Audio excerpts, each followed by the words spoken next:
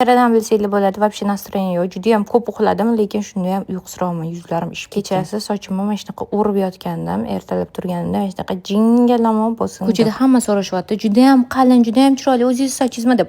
Albatta deb hammani aldab yuboryapman. Bo'yanib, kiyinib, tayyor bo'lgunimcha уже administratorim ham kelib qoldi. Bu sizlar uchun bir kunlik vlog. Administratorim umridan baraka topsin, meni kosmetologga borib qo'ydilar. Kosmetologda bo'lsa, labimni sizlarni tilinglar aytganda maymunnikidek qilib ishirib oldim. Xullas, u yerdan chiqib komanda bilan ko'rishdik, mebel tanlashga bordik. Men bu videodagi Sarumashi o'rtog'imizni yaqinda to'yi. Baqir katta bola bo'lib qolibdi, uylantiramiz. Hazil, конечно, mebel ko'rib kelib, mana shunaqa chiroyli joyga ovqatlangani keldik. Messi qilib ovqatlandik. Toza havoda. Hayot senga mandarin berganida degan serialni sizlar ham ko'rasizlarmi? Menga boshi yoqdi, уже keyingilari zerkarli bo'lib ketdi. Do'konga boruvdim, shunda zakaz qilgan narslarim kelibdi. Hammasini olib uyga kelib raspakovka qilishga tushdim. Men bu sumочкani aytdim. Arzon bo'lsa ham, kачествоsi yaxshi kelibdi.